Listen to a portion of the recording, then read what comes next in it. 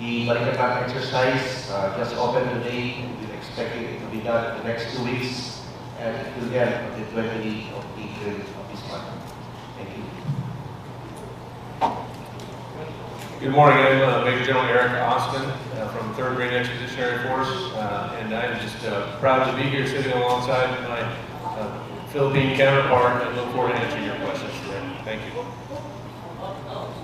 One of the burning questions in this year's BALIKATAN exercises would be probably the ongoing tensions with China. Does this affect in any way the conduct of the exercises moving forward and, of course, in the years to come? Would this in any way affect the BALIKATAN exercises at this point? The BALIKATAN exercise will not in no way affect the tensions going on around us, particularly Taiwan or the South China Sea, because the BALIKATAN is a year activity of the U.S. and the Armed Forces Philippines as part of the Mutual Defense Board, the Security Engagement Board, and the MDB. And the exercise is just strengthening our interoperability and our cooperation at the military level. So it doesn't in any way affect the tensions, and it should be seen as separately between allied nations. Thank you. I will just reinforce what was just stated, that we've been doing this for 38 years, every April, and it is a tremendously important chance for us to train together as allies and partners, but it is no way tied to any ongoing tensions. Sir, just as a quick follow-up, would there be a scenario also between the U.S. and the Philippine troops that may possibly prepare both sides for a possible attack or an invasion? From not naming anyone, but would that scenario be also practiced or rehearsed? Not really, but the FDX and the military exercises are geared towards the strengthening the camaraderie, the interoperability, because we will be working with the Air Force, Navy, and the Army at different levels. So we need that to be cohesive, so that we will achieve a degree of efficiency and the response, efficiency of response in the process of the exercise. So it might be or maybe not, but things, the challenges around us are developing. It is, but for us, it's better to be prepared as an armed force. Thank you. One comment, if I may. I think it's important to understand that the Philippine Armed Forces plus and the Americans are rapidly modernizing right now. So one of the opportunities that we have in this exercise is to learn about and how we can be interoperable with many of our modernized capabilities. I think it's important to point that out. An example is the fact that we're for the first time going to work through a cyber defense scenario that's been mentioned. And also from the U.S. side, we have 2 new formations. The 3rd Marine Littoral Regiment, which is a new formation that we're going to exercise, and the 1st Multi-Domain Task Force from the Army that we're going to experiment with as well. So a lot of important experimentation and better understanding how our modernized forces will work together. Thank you, sir. I wish to ask you about the Dry Fire exercise, which is going to be held on Cambodia on 26th. Could be a highlight maybe for the Dry Fire exercise is part of the exercise that highlight the exercises that we have done. It talks more of tactics, techniques, and procedures, because we'll be using different armaments coming from the Army, Navy, and the Air Force from both sides. So we need the interoperability of communications systems to be able to efficiently implement the fires. And secondly, with the invitation of several guests for that, we have extended invitation to several officials from the Cabinet of the President. We have also extended the invitation to the President. We still awaiting a further confirmation of that. And of course, the other allied partners will be witnessing the exercise. Thank you. The live fire is, in fact, one of the highlights, but there are many highlights of this exercise. And we will work through the command and control, the different weapons, as was just stated, and the interoperability of our armed forces. So it'll be a good opportunity to learn from that.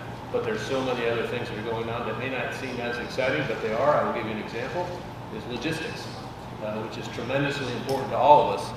Maybe not as exciting as a live fire exercise, but something we're going to get after in this exercise.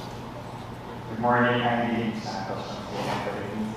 This is more of a basic question. We understand that each iteration of the BALIKATAN is planned a year ahead with the NPD, SCE, but maybe you can just give us a walk us through the process of deciding. This particular exercise is touted as the biggest ever, and there are about 17,000 participating troops, 12,000 from the U.S. Armed Forces. May you walk us through the process of just deciding on the sheer number of participants in a particular exercise? And also, sir, we ask, why do you use this parity? There are 12,000 American troops, only 5,000 of the Philippines land.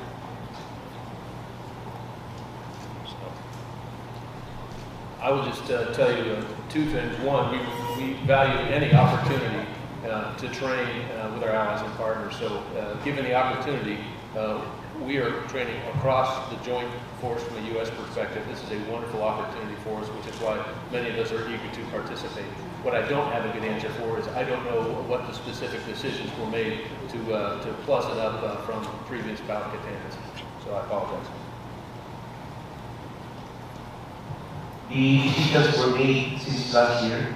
It was a joint planning conducted between the U.S. and the Philippine side, both here and in Hawaii.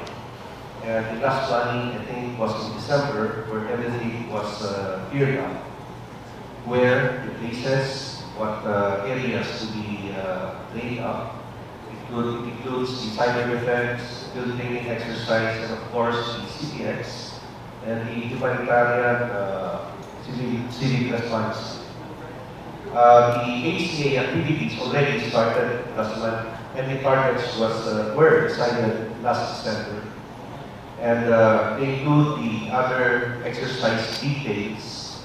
And as we come closer, as we came closer, we decided and downloaded some of the activities to the Army, Navy, and the Air Force, which was also decided service to service.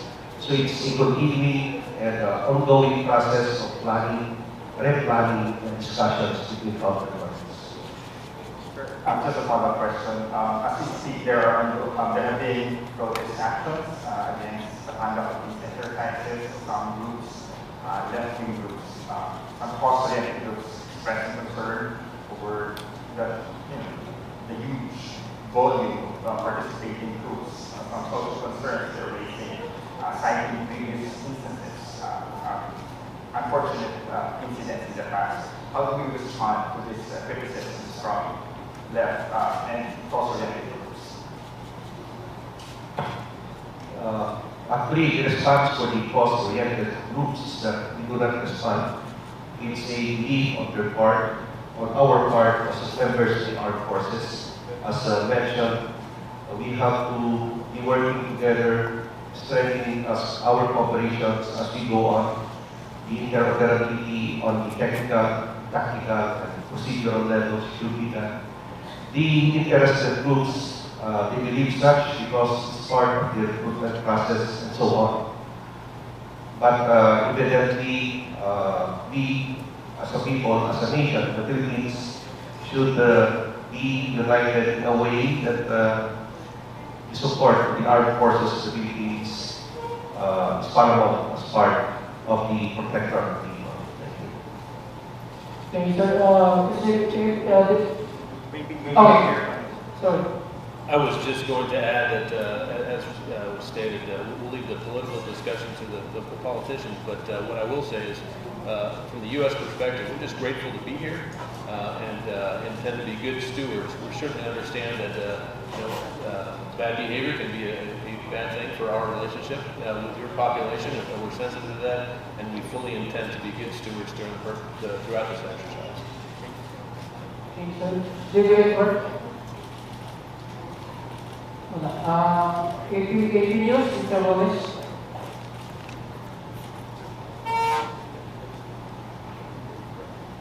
Next is Brian Castillo, 85. This is a Good morning, sir.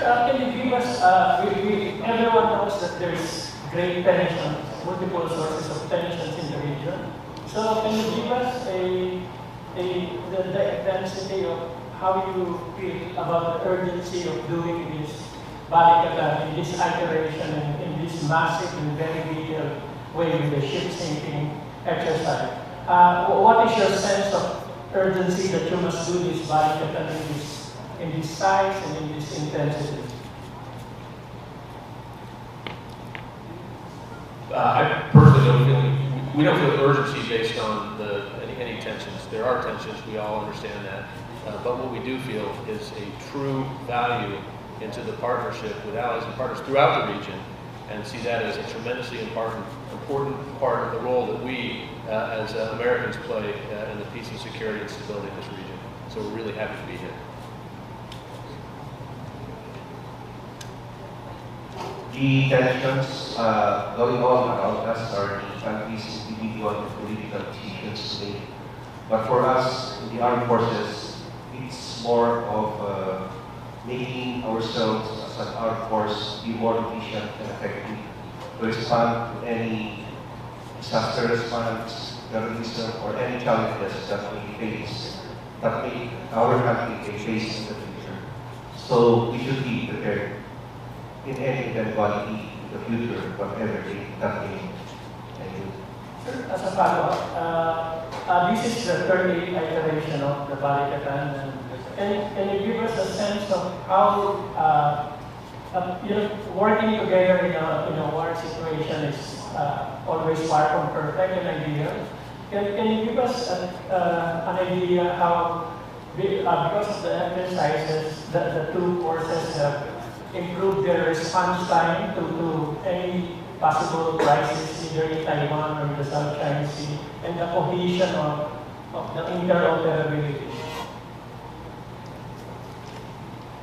So I'll give you two aspects that are very important. One is there's a technical aspect that our systems have to work together, which is something that we struggle with within the ONU, our own force in the United States.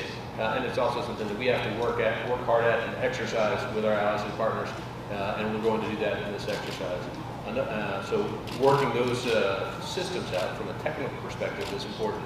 The other thing that I would tell you that's probably more important is relationships. And I mentioned it in my comments about an hour ago, that you cannot surge trust. So the relationships that we have, that we build through these exercises, are what make us best postured to respond to conflict, crisis, humanitarian assistance, disaster relief, when need be, at speed. I agree with my counterpart. It's more of the technical part and the humanitarian part. For us Filipinos, we work on relationships more and take them steps by steps, little by little. We knew no faces, later on become friends, and later on we became allies. So that's how we develop our relationships in time. And on technical, the exchanges on technical expertise, the SMEs, the experts talking together, our experts, the American experts, talking together, there goes the cooperation and interoperability on the opposite sides, developing each other's capability technically and technically and tactically the procedures as we go on. So I think that's about it. Thank you. Thank you. Brian here, Castillo. Yes, please. Next is Francis Mamusi. And kung Waki, Takashita, o Nelly Manila, can you please prepare? Yes. Good morning, sir. You mentioned this will be the first time that we will be conducting cyber defense exercises. Can you tell us something more about this and how big of a threat cyber attacks are right now and how important it is to advance such exercises? The cyber defense exercise is more for us on the Philippines side to develop our cyber defense capabilities. We are not yet that technically proficient on cyber defense. Our systems are not that yet efficient. So we learn from the better ones. We learn from our counterparts. So that's how we develop our cyber defense capability in the near future. So it would mean that in the future, we will develop people, expertise of people, taking some equipment to be able to efficiently address the cyber capabilities of other countries. Thank you. Just return to a point I made earlier that the fact that we're exercising cyber defense is testimony to the changing character of warfare and the fact that all of our services have to modernize and adapt to meet the threat that exists across the world. And in addition to this, we all understand that cyberspace and information are domains that we now have to work in as armed forces. And I also stated that we've got 2 new formations that are exercising here that are more focused on all domain, which is the Marine Littoral Regiment and the Multi-Domain Task Force from the U.S. Army. So we have to understand how those fit within the construct of this exercise. And it really is a special opportunity to learn about these new formations, new capabilities in the context of the changing character of warfare. Thank you. Thank you. Francis, please. Good morning, sir. From what we understand, the major event, one of the major events for the BALIKATAN was supposed to be held in Ilocos Norte, and then it was moved to Zambales. I think it's a live fire. So what happened along the way? The live fire was transferred because the area was not sufficiently prepared in Ilocos Norte.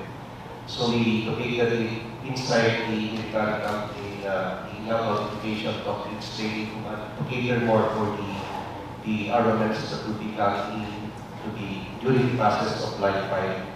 So it's more of a security procedure and preparation for the area.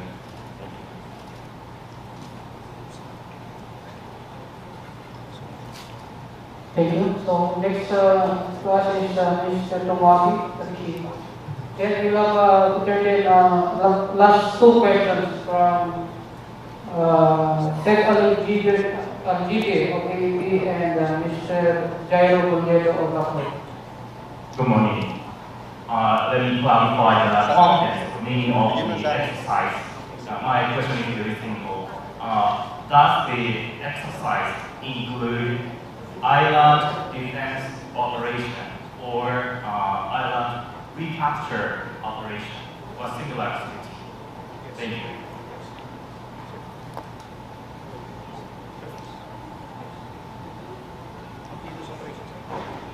Yes, because the part of the activities is the amphibious operations.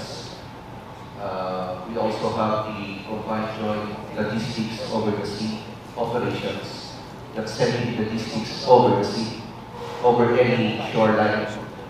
We have the amphibious operations that will be conducted, I think, somewhere in Palawan, part of amphibious operations. So the answer is yes. Will be undertaken as part of the capability development of the Navy and the Marines. Anytime we can exercise with an expeditionary mindset, whether it be amphibious operations or others, it drives a collaboration that is a really great tool for an exercise because, as stated, you have different components, different services that have to work together. So there are some great opportunities to do just that in BALIKATAN this year. Thank you. Thank you very much. Thank you. Sec. Al-Jide, AAP. I'll ask on behalf of Ted. I'm Ron Lopez, the video from the AFP.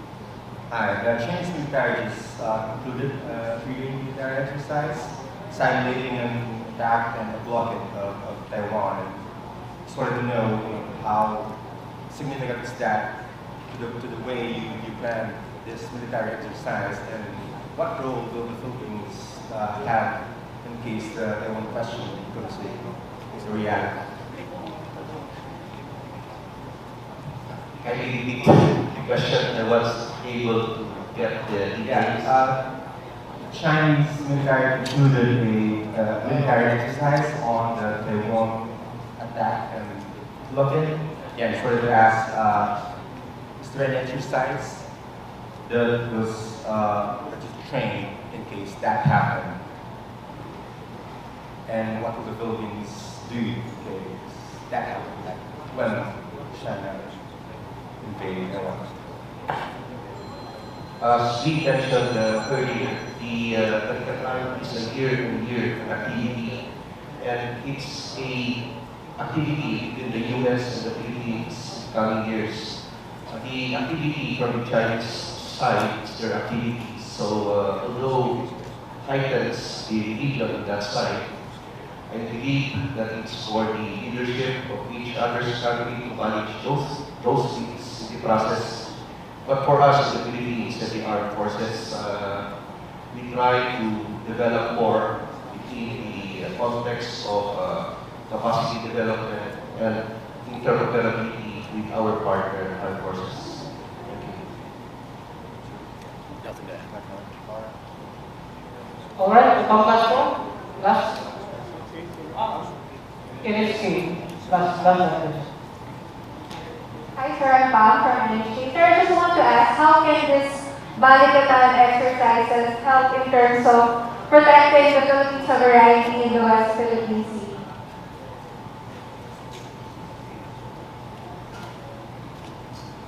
Sea? The BALIKATAN, as we mentioned, it's on its 30th iteration. And through the years, the AFP, our partner allies, developed things as we grow up to be credible armed force. The armed forces also procured modernization, equipment, and so on. So we need to test run our doctrines and concept classes of the exercise. So what I mean is that the armed forces, the Philippines in itself is still growing as a nation to include the armed forces.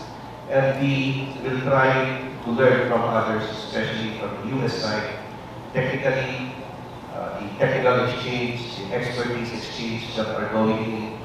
Those are the first that we should be able to influence how we think and be able to develop the armed forces by credible force in the future. I think that's the way ahead for us. Thank you. I would just say that this training provides a better teamed force, allies, to respond to any crisis or contingency. And the last time I served in the 3rd Marine Expeditionary Force, I was proud to respond to a typhoon in partnership with the Philippine Armed Forces. And it's events like that that happen very fast and that we were able to respond to in a very timely fashion. That's one example of certainly the benefit of this exercise. We're just very proud to be here. So, thank you, sir. Thank you to our guests. Thank you, our research persons. Thank you very much. To all our media. By the way, don't worry because that ends our reserve meeting. We'll just announce to the media that if you have any concerns, the Combined Information Bureau, we have the Commander Alex, will assist you and whoever you want to interview or whatever information that you need about the BALIKATAN 2020. Our contact numbers are placed on the card, if you remember. Just text us or call us. Sir, thank you very much. Thank you.